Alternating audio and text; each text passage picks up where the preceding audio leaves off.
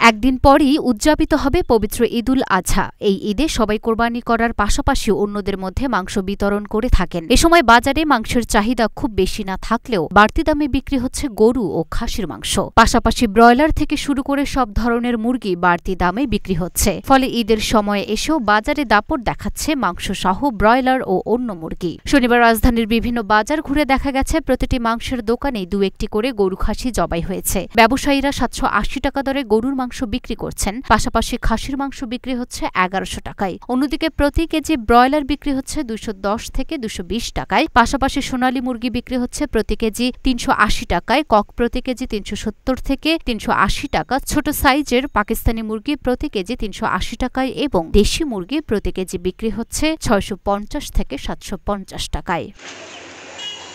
Luna Afroz, Nipa, Dhaka post.